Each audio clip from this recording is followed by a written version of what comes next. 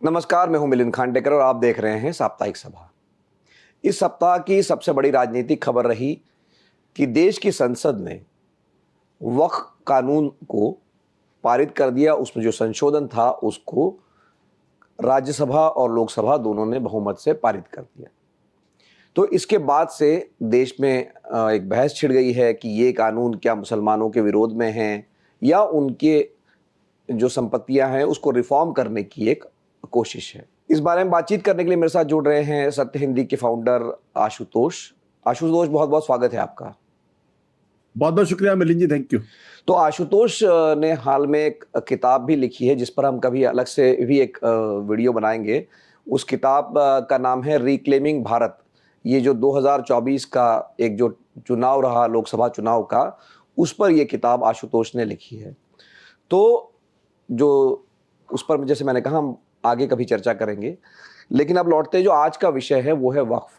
जैसा कि आप जानते हैं कि वक्फ जो है वो जो इस्लाम को मानने वाले हैं, मुस्लिम हैं, वो जो संपत्ति दान करते हैं उसको लेकर उसको वक्फ कहते हैं। और ऐसी देश में करीब 9 लाख एकड़ ज़मीन जो है वो वक्फ के नाम है। सरकार का ये कहना है कि ये जो ज़मीन है, ये जो संपत्ति है, इसको ठीक से रेगुलेट नहीं किया जा रहा था, इसमें भ्रष्टाचार हो रहा था, इसलिए हमें कानून में संशोधन करना पड़ा। तो आशुतोष, विपक्ष संसद में लगातार ये कहता रहा कि वक्फ तो एक बहाना है, असली में निशाना जो है मुसलमानों को परेशान करना है या उनको निशाना बनाना है। जबकि सरकार ये कह रही है कि हम तो संविधान के दायरे में काम कर रहे हैं, हम तो मुसलमानों के लिए भलाई के लिए काम कर रहे हैं। तो ये जो दो ध्रुव है इस बहस के, आप इसको कैसे देखते हैं कि एक्चुअली में सरकार क्या चाहती थी इसके? बहुत बहुत शुक्रिया मिलिंद। देखिए मिलिंद जी, इस पूरे मामले के 4 पहलू हैं और अगर आप इन चारों पहलू पर नजर डालेंगे तो स्थिति बहुत स्पष्ट हो जाएगी। पहली बात यह कि ये दरअसल भारतीय जनता पार्टी का बहुत सोचा समझा हिंदुत्व का एजेंडा है और जिसको उन्होंने कभी छुपाने की कोशिश भी नहीं की। जब जिस वक्त से जनसंघ का निर्माण हुआ तब से आज तक, जैसे उन्होंने कहा धारा 370 हटाएंगे, उन्होंने हटाया। उन्होंने कहा यूनिफॉर्म सिविल कोड हम लाएंगे, तो उत्तराखंड के अंदर यूनिफॉर्म सिविल कोड का पायलट प्रोजेक्ट वहां पे चल रहा है। ट्रिपल तलाक का विरोध करते थे, ट्रिपल तलाक पे बिल लेकर आए हैं। तो उसी तरीके से ये जो वक्फ बोर्ड का जो सवाल है, ये उसी हिंदुत्व के एजेंडे को आगे बढ़ाने की एक भरपूर कोशिश है। इसको इस नजर से भी देख सकते हैं कि पिछले दिनों आपने देखा होगा कि भारतीय जनता पार्टी की तरफ से लव जिहाद और लैंड जिहाद, ये 2 जिहाद को बहुत मजबूती के साथ उठाया गया। लव जिहाद को उन्होंने एक तरीके से न्यूट्रलाइज और टैकल करने की कोशिश की है अपने कुछ फ्रिंज एलिमेंट के माध्यम से। और साथ ही साथ अगर आप देखें जो जो यूनिफॉर्म सिविल कोड था, उस यूनिफॉर्म सिविल कोड में जो उत्तराखंड में है उसमें लिव इन रिलेशनशिप को भी रजिस्टर करने की बात इन्होंने की है। तो इंटरफेथ मैरिजेस ना हो, ताकि मुस्लिम लड़कों के साथ हिंदू लड़कियों की शादियां ना हो, इसको उन्होंने एक तरीके से न्यूट्रलाइज करने की कोशिश की। लैंड जिहाद के मसले पे इनका यह कहना था कि मुसलमान एक बड़ी साजिश के तहत वो लगातार हिंदुस्तान की बहुत बड़ी हिंदुओं की जमीन पर कब्जा करने की कोशिश कर रहे हैं। तो ये जो लैंड जिहाद को न्यूट्रलाइज करने की कोशिश है, उस संदर्भ में अगर हम देखें तो ये बिल वहां पे आके ठहरता है। जहां तक इसके दूसरे जो जो एंगल्स हैं, जो पॉलिटिकल एंगल है, पॉलिटिकल एंगल अगर आप देखें तो 2024 के चुनाव में भारतीय जनता पार्टी को एक, मैं ये तो नहीं कहूंगा हार हुई, लेकिन 2272 का आंकड़ा वो नहीं छू पाया, तो एक बड़ा सेटबैक उनके लिए था। तो उस पॉलिटिक्स को दोबारा कंसोलिडेट करने के लिए, उसको रीगेन करने के लिए, अपनी जमीन को रिक्लेम करने के लिए ये उनकी कोशिश है। और उनको लगता है कि एक बड़ा तबका, खासतौर से उत्तर प्रदेश के अंदर, राजस्थान के अंदर और महाराष्ट्र के अंदर, जो हिंदुत्व से प्रभावित होकर बीजेपी के साथ आया था लोकसभा के चुनाव में, वो उनसे कहीं दूर होता हुआ दिखाई पड़ रहा है। तो उसको भी अपनी तरफ लाने की कोशिश के तौर पर देखा जा सकता है। तीसरा, ये एक कोशिश थी कि जो कोएलिशन की गवर्नमेंट है, उनके जो सहयोगी दल है, उनको भी टेस्ट करने की कोशिश थी किस हद तक वो उनके साथ जा सकते हैं। आपको याद होगा टीडीपी पर ने जब लोकसभा चुनाव के दौरान उनके ऊपर यह आरोप लगा, और बीजेपी पर भी आरोप लगा था कि टीडीपी आंध्र प्रदेश के अंदर 4% मुसलमानों को आरक्षण की बात करती, तब आपको उनका आरक्षण नहीं दिखाई पड़ता, तब मुस्लिम अपीजमेंट नहीं मालूम पड़ता है। तो यह टेस्ट टीडीपी के लिए भी था कि जब वक्फ बोर्ड जैसा कोई अगर कानून आता है तो क्या टीडीपी, जनता दल यूनाइटेड के नीतीश कुमार या चिराग पासवान, ये उनके साथ खड़े होंगे या खड़े नहीं होंगे। तो इसने ये भी साबित हो गया है कि तमाम नानुकुर करने के बावजूद भी ये तीनों बड़े दल जो हिंदुत्व जो मुस्लिम पॉलिटिक्स के बारे में बात करते हैं वो उनके साथ पूरी मजबूती के साथ खड़े हुए। इसका जो चौथा एंगल है जो शायद अभी तक अनरिपोर्टेड है वो ये कि इस पूरी डिबेट के दौरान अगर आप ध्यान से देखें तो प्रधानमंत्री नरेंद्र मोदी जी कहीं दिखाई नहीं पड़ते हैं। उन्होंने एक शब्द भी संसद के अंदर इस मसले के ऊपर नहीं बोला है। पूरा का पूरा बिल जिन्होंने फ्रंट इन किया उनका नाम है अमित शाह। अमित शाह ने जो स्पीकर के तौर पर नहीं थे लेकिन इंटरव्यू उन्होंने किया।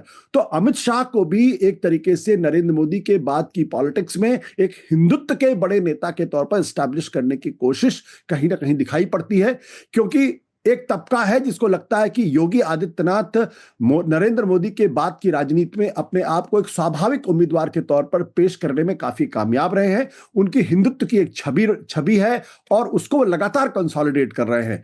तो उस संदर्भ में अगर आप देखेंगे तो ये बात और स्पष्ट होगी। तो ये 4 कारण है जिसकी वजह से मुझे लगता है कि ये बिल यहां लाया गया है और इस बिल को जो है वो बीजेपी अपने लिए एक मजबूती का कारण मानती है। नहीं तो आशु, आपने जो 4 कारण गिनाए उसमें हम सिलसिलेवार ढंग से बात करते हैं, लेकिन जो पहले 2 कारण आपने गिनाए कि ये हिंदुत्व का एजेंडा है, लेकिन सरकार कह रही है हम तो रिफॉर्म कर रहे हैं, हम तो मुसलमानों का भला कर रहे हैं। जो गरीब मुसलमान है उसको कभी भी इतनी बड़ी संपत्ति होने के बावजूद भी कोई लाभ नहीं मिलता है। तो ये आप कैसे इसको हिंदुत्व कह सकते हैं? मतलब मुसलमानों का रिफॉर्म करना हिंदुत्व तो नहीं हो सकता है ना? देखिए, नहीं बिल्कुल आपका सवाल बिल्कुल बहुत अच्छा है, लेकिन अगर हम इसको दूसरे तरीके से देखने की कोशिश करें तो बात बिल्कुल स्पष्ट होती। ये वही भारतीय जनता पार्टी जिसने 2009 में जब वो चुनाव लोकसभा का लड़ रही थी तो उसने अपने मैनिफेस्टो में ये कहा था कि वक्फ बोर्ड की जो जमीन कब्जा की गई, जो लोगों ने कब्जा की है, उसको उनके धर्मगुरुओं से बात करके उसको हम दोबारा लाने की कोशिश करेंगे। अब जो 2024 का 25 का नैरेटिव है बिल्कुल अलग है। अब यह कहा जा रहा है कि वक्फ बोर्ड ने लोगों की जमीनों पर कब्जा कर रखा है, बड़े पैमाने पर भ्रष्टाचार। तो 2009 से 2025 के बीच में वक्फ बोर्ड और वक्फ को लेकर बीजेपी के नजरिए में जमीन आसमान का फर्क दिखाई पड़ता है। दूसरी बात देखिए, इसको अगर हम सिर्फ वक्फ बोर्ड के रिफॉर्म के तौर पर अगर देखेंगे तब भी ये उन पैमानों पर खरा नहीं उतरता है। लेकिन अगर इसको थोड़ी देर के लिए अगर उस रिफॉर्म को अगर हम दूर कर दें, हम ये कहें कि जिस वक्फ बोर्ड को आप ला रहे हैं, मुसलमानों के हित की बात कर रहे हैं, मुसलमानों के मामले में रिफॉर्म करने की बात कर रहे हैं, तो फिर मुसलमानों का इसको ओवरवेलमिंग सपोर्ट होना चाहिए, मुसलमान इससे खुश होने चाहिए। लेकिन सिवाय 2-4 लोगों के जो बीजेपी के समर्थक हैं या जो बीजेपी के बिना पे काम कर रहे हैं, आप हिंदुस्तान के कश्मीर से कन्याकुमारी तक कहीं भी चले जाइए, वो कोई भी ऐसा आपको मुसलमान नहीं मिलेगा जो इस मसले पर खुश होगा कि वक्फ बोर्ड सरकार लेके आई, कितना बड़ा काम उन्होंने किया है। जबकि मैं आपको कह सकता हूं कि जब ट्रिपल तलाक लेकर आई थी भारतीय जनता पार्टी की सरकार, तो कम से कम मुस्लिम महिलाओं का एक तबका था जो उससे खुश नजर आ रहा था। हालांकि उसको भी यह माना गया था कि उनके धार्मिक मामलों में दखलंदाजी की जा रही। आप देखिए, जनता दल यूनाइटेड ने इस पूरे मसले पर बीजेपी का साथ दिया, लेकिन उनके जितने मुस्लिम नेता हैं वो नाराज हैं, इस्तीफे दे रहे हैं, पार्टी छोड़ने की बात कर रहे हैं। दूसरी बात, अगर भारतीय जनता पार्टी इतनी ही मुसलमानों के मसले पर अगर वो रिफॉर्मवादी हो गई है, उदारवादी हो गई है और बड़े उदार मन से वो उनके मामलों को समझाने की कोशिश करती है, तो 8 स्पीकर जो उन्होंने संसद के अंदर बोले, एक तो कम से कम मुसलमान होता।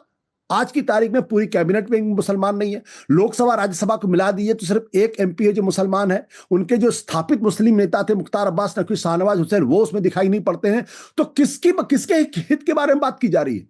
आप जिस तबके के बारे में बात कर रहे हैं, अगर आप उनको टिकट नहीं देते हैं, उनको चुनाव नहीं लड़वाते हैं, आप एमएलए का चुनाव नहीं लड़वाते, आप लोकसभा का चुनाव नहीं लड़वाते हैं, उनको कैबिनेट में नहीं रखते हैं और उनको लिए नॉमिनेशन कैटेगरी से भी उनको लाने की कोशिश नहीं करते हैं, तो ये क्या दर्शाता है? ये दर्शाता है कि भारतीय जनता पार्टी मुसलमानों को जो इतिहास की जो से बदला लेने की कोशिश के एक नजरिए के तौर पर देखती है। इसलिए इस बिल को अगर आप ध्यान से देखेंगे तो भी आपको समझ में आ जाएगा। इसमें कुछ ऐसे जो प्रावधान है, जैसे भारतीय जनता पार्टी ने यह कहा कि वो रिगरस कड़ी कार्रवाई होनी चाहिए। आप तो एक ऐसा बिल लेकर आए हैं जिसमें जो रिगरस इंप्रिजनमेंट था, यानी जिसका मतलब ये होता है कि आपको सजा मिलने के बाद आपके साथ रिगरस इंप्रिजनमेंट होगा। वो रिगर शब्द आपने वहां से हटा दिया, यानी एक साधारण जेल होगी जो ऑफेंसिव पाए जाएंगे। साथ ही साथ जो पहले गैर जमानती था उसको आपने जमानती कर दिया है। तो पहले जो अब आप कहीं से तो अगर कड़ा कानून लेकर आ रहे थे, रिफॉर्म कर रहे थे, तो फिर जो जमीनों पे कब्जा कर रहे हैं वक्फ के नाम पे, उनके खिलाफ तो और कड़ी कार्रवाई होनी चाहिए। जो गैर जमानती उसको जमानती आपने किस आधार पर कर दिया? फिर आप क्या कह रहे हैं? पहले इसमें यह था कि गैर मुसलमान भी वक्फ अपनी जमीन कर सकते थे, और ऐसे इतिहास में बहुत सारे मौके हैं जब हिंदुओं ने, दूसरे धर्मों के लोगों ने अपनी जमीन को वक्फ किया, क्योंकि उनको लगा कि भाई अल्लाह के नाम पे जमीन करेंगे तो मुस्लिम समाज के दबे कुचले लोगों को फायदा होगा। अब आपने क्या कर दिया कि वो जमीन नहीं दे सकते हैं, वह वक्फ नहीं कर सकते। फिर आप क्या कह रहे हैं, जो कन्वर्ट होते हैं, जो किसी दूसरे धर्म से मुसलमान बनते हैं, उनको 5 साल तक ये साबित करना पड़ेगा कि वो मुसलमान पे। कैसे आप साबित करेंगे? जबकि इस्लाम का फंडामेंटल क्या है कि एक ही भगवान है, खुदा, और उनके उनके एक पैगंबर है बस। और उसके जो इस बात को मानता है वो अपने आप में मुसलमान है। वो रोजा रखता है, नहीं रखता है, इससे कोई फर्क नहीं पड़ता। रमजान को में होता है, नहीं, उससे कोई फर्क नहीं पड़ता। 5 वक्त की नमाज पढ़ता है, इससे कोई फर्क नहीं पड़ता। जकात करता है, इससे कोई फर्क नहीं पड़ता। वो अल्लाह को मानता है और उनके पैगंबर को मानता है। जो इसको मानता है वो मुसलमान है। अब आप कह रहे हैं कि नहीं, 5 साल आप तय करेंगे। कल आप इसी चीज को लागू कर देंगे कि मुसलमान दरअसल वो है जो 5 साल साबित करे कि उसने अपने आप को वो मुसलमान है लोकल। फिर इस पूरे मामले में जो मुझे लगता है कि चलिए ठीक है, फिर भी मैं मान लेता हूं आप रिफॉर्म कर रहे हैं। आपने क्या मुस्लिम तबके को कॉन्फिडेंस में लिया? क्या मुस्लिम तबके के जो बड़े संगठन है, मुस्लिम पर्सनल लॉ बोर्ड, जमात उलेमा हिंद, क्या इनसे आपने बातचीत की? क्या इनसे आपने संपर्क किया? क्या इनकी जो सिफारिशें थी, इनको मानने की कोशिश की? विपक्ष ने तो 44 सिफारिशें की थी। आपने 44 सिफारिशें की थी, आप एक भी नहीं माना। और जो सहयोगी दल के 14 सिफारिशें थी, उनको आपने मान लिया। तो ये जो सवाल खड़ा होता है ना कि भारतीय जनता पार्टी से अगर आप पूछेंगे तो कहेंगे देखिए हमने तो 1 करोड़ लोगों से संपर्क किया, हमने 2 लाख सिफारिशें आई, हम संसद के अंदर पहले बिल लेकर आए, फिर उसको जेपीसी में हमने भेज दिया, फिर जेपीसी में भी हमने तमाम विपक्ष के लोगों को साथ रखा, लंबी लंबी मीटिंग्स हुई, और अब उस बिल को लेकर आए। ये सारा एक फसाड है। सबको मालूम है कि जेपीसी की मीटिंग में क्या हुआ। हर बिल पर जो सेक्शन वाइज उस पर चर्चा होती वो उसमें नहीं हुई। विपक्ष ने जो सिफारिशें थी उसको आपने अपने ओरिजिनल बिल जो बिल था उसमें आपने ऐड नहीं किया। बाद में हंगामा हुआ तो फिर उसको आपने रखने की बात की। तो ये सारी चीजें दरअसल कहीं ना कहीं जो बीजेपी का हिंदुत्व का एजेंडा है उसको आगे बढ़ाने, उसको लागू करने की कोशिश है। और मैं इसमें बीजेपी को बिल्कुल दोष नहीं देता हूं। बीजेपी हमेशा अपने एजेंडे को लेकर बड़ी ईमानदार रही है और ईमानदारी से उसको लागू करने की कोशिश। दिक्कत जनता दल यूनाइटेड, टीडीपी और चिराग पासवान जैसे लोगों की है। उनकी क्या मजबूरी है कि वो बीजेपी के एजेंडे को आगे बढ़ाते हुए दिखाई पड़ रहे हैं। नहीं तो आशुतोष, चूंकि आपने जो सहयोगों की बात की, चिराग पासवान की बात की और जनता दल यूनाइटेड की बात की, तो इन दोनों ने समर्थन किया बिल का। चिराग पासवान सदन के बाहर तो ये कहते हैं कि ये फालतू की बात है कि आप सड़क पर नमाज पढ़ रहे हैं या आप मीट की दुकानें बंद कर दीजिए। या नीतीश कुमार भी अपने आप को सेकुलर बना के रखना चाहते हैं, भले ही वो भारतीय जनता पार्टी के साथ रहे ना रहे। लेकिन अब ये जो वक्फ कानून में इन्होंने जो पोजीशन ली है, पहले ये लगा था कि वो शायद वो अब्सटेन कर देंगे। प्रशांत किशोर ने जैसे आरोप लगाया कि नीतीश कुमार ने पिछली बार बताया नहीं और बोला कि मुझे पता ही नहीं था कि पार्टी ने ऐसा स्टैंड ले लिया। तो अब जब बिहार का चुनाव 6 महीने दूर है, ये जो स्टैंड है जनता दल यूनाइटेड का खास तौर पे, वो कैसे चुनाव को प्रभावित कर सकता है? क्योंकि अभी भी मुसलमानों का एक तबका नीतीश कुमार को मतदान करता आया है। देखिए मिलिंद, ये अपने आप में एक मिथ है कि मुसलमानों का एक बड़ा तबका आज की तारीख में नीतीश कुमार को वोट करता है। ये 2005 में जब नीतीश कुमार बड़े तपी तपाए नेता थे, पहली बार मुख्यमंत्री बने थे, तब जरूर मुसलमानों ने वोट किया। 2010 में भी मुसलमानों ने वोट किया। 2014 के लोकसभा के चुनाव में जब नीतीश कुमार ने इंडिपेंडेंटली चुनाव लड़ा, बीजेपी के साथ नहीं लड़ा, तब मुसलमानों ने वोट किया। लेकिन जब से उनकी और बीजेपी की करीबी बहुत ज्यादा हो गई है, खासतौर पर नरेंद्र मोदी के आने के बाद से, तब से मुस्लिम तबका उनसे बड़े पैमाने पर छिटका है। तो जनता दल यूनाइटेड के अंदर की एक सोच ये भी है कि हम मुसलमानों को लाने की कोशिश कर रहे हैं और वो हमारे साथ आने की कोशिश नहीं कर रहे, तो फिर हम क्यों उनके साथ उनकी पॉलिटिक्स को आगे बढ़ाएं। एक सोच जनता दल यूनाइटेड के अंदर ये है। हालांकि मैं ये मानता हूं कि पूरी सोच जनता दल की नहीं, बट एक हिस्से की जबरदस्त सोच ये। पहलू ये है कि कहीं ना कहीं आज की तारीख में नीतीश कुमार बहुत कमजोर दिखाई पड़ते हैं, क्योंकि जो डिमांड ललन सिंह को उठानी चाहिए, जो डिमांड संजय झा को उठानी चाहिए, जो डिमांड उनके अशोक चौधरी को उठानी चाहिए, वो डिमांड उनके बेटे निशांत को सामने लाके उठाया जा रहा है कि नीतीश कुमार को चेहरा बनाना चाहिए और नीतीश कुमार को मुख्यमंत्री के चेहरे के तौर पर पेश किया जाना चाहिए। यह मजबूरी क्यों है? यह मजबूरी इसलिए क्योंकि नीतीश कुमार अब वाकई में बहुत कमजोर हो गए और उन्हें इस बात का एहसास है कि उनकी पार्टी के ऊपर एक ऐसे तबके का एक तरीके से कब्जा होता जा रहा है जो बीजेपी के समर्थन में है या बीजेपी के साथ जाना चाहते हैं। आपने ललन सिंह का भाषण संसद के अंदर देखा होगा। मैं तो हैरान रह गया। पूरे भाषण के दौरान वो नीतीश कुमार का कम और नरेंद्र मोदी का गुणगान ज्यादा कर रहे हैं। टीवी चैनल्स में अगर आप देखेंगे, कल मैं एक टीवी चैनल पे था, वहां 4 मिनट तक समाजवादी नीतीश कुमार के प्रवक्ता ने भाषण दिया और उसमें से 10 बार नरेंद्र मोदी का नाम लिया और 1 बार नीतीश कुमार का नाम लिया। मैंने उनको बताया कि आपने 1 बार नहीं, तो उन्होंने कहा नहीं नहीं ऐसा नहीं, ऐसा नहीं। तो ये कहीं ना कहीं नीतीश कुमार की बहुत कमजोर होने की दिशा में एक उसका प्रतीक है। सबसे महत्वपूर्ण बात क्या है, जो मैं बार बार कह रहा हूं कि 2025 का जो विधानसभा का चुनाव होगा, उसमें बीजेपी की पूरी कोशिश होगी कि बिहार के अंदर जनता दल यूनाइटेड और चिराग पासवान के ऊपर उनकी जो निर्भरता है वो पूरी तरीके से खत्म हो जाए या इतनी कम हो जाए कि उन्हें इनकी जरूरत ना पड़े। क्योंकि हर पार्टी अपने बल पे सरकार बनाना चाहती है। अगर भारतीय जनता पार्टी अगर उड़ीसा में अपने बल पे सरकार बना सकती है, नवीन पटनायक जैसे कद्दावर नेता को हरा सकती है, दिल्ली में अगर वो अरविंद केजरीवाल को हरा सकते हैं जो 67 और 62 सीट लेकर आए थे, तो बिहार के अंदर ये एक्सपेरिमेंट क्यों नहीं हो सकता है? उसमें एक ही बाधा थी, वो है नीतीश कुमार और चिराग पासवान। और ये मिथ जो है कि दलित वोटर जो है वो चिराग पासवान के साथ चला जाता है और अति पिछड़े जो नीतीश कुमार से चले जाते हैं और कुछ मुस्लिम वोटर उनके साथ चले जाते हैं, तो वो इस मिथ को भी वो तोड़ना चाहते हैं और इससे लगातार नीतीश कुमार कमजोर हो रहे हैं। चिराग पासवान के तरफ, रामविलास पासवान की तो लेगेसी ही बीजेपी ने तोड़ दी। पहले उनके चाचा और भतीजे के बीच में झगड़ा करा दिया, चाचा पहले भतीजा आउट हो गए, फिर चाचा को रखा, फिर चाचा का आउट करके भतीजे को अपने साथ रख रहा है। तो ये बीजेपी की बड़ी सोची समझी रणनीति। अब इनके गठबंधन के साथ ही इसको समझे ना समझे, ये अलग तरीके का प्रश्न है। तो आखिर में आशुतोष, जो आपने जिक्र किया कि अमित शाह ने एक तरह से इसको लीड किया, जो संसद में दोनों सदनों में जो विपक्ष पर जो हमला भी बोला और बहुत भाषण, उन्होंने अच्छा भाषण दिया। मुझे लगता है उन्होंने जो सवाल उठे थे उनका जवाब दिया। लेकिन लोकसभा में जो आपने चूंकि योगी आदित्यनाथ का उल्लेख किया, तो एक और वीडियो बड़ा चर्चा में रहा जब अमित शाह ने ये कहा कि हम 2029 में भी रिपीट होंगे। तो अखिलेश यादव ने दबी जुबान से ये कहा कि योगी के बारे में तो बोलिए, तो उन्होंने कहा कि वो भी रिपीट होंगे। तो ये इस बात की बड़ी चर्चा है क्योंकि जो तनाव की खबरें आती रहती है दोनों के बीच में, इस बीच में अमित शाह का ये कहना कि 2027 में योगी रिपीट होंगे, इसकी भी बहुत चर्चा है। देखिए, ये एक तरीके से आप कहें तो एक रस्म अदायगी है। अब अखिलेश यादव ने सवाल कर दिया तो उनके लिए जवाब देना जरूरी हो गया। लेकिन अगर आप देखें कि जब जेल से निकले थे अरविंद केजरीवाल, तो उन्होंने 2 बातें कही थी। एक बात इन्होंने कही थी कि दरअसल ये चुनाव जो है वो अमित शाह को प्रधानमंत्री बनाने का चुनाव है, नरेंद्र मोदी 35 साल की उम्र के बाद 75 साल की उम्र के बाद छोड़ देंगे। उसका फौरन उसी दिन अमित शाह ने खंडन किया था।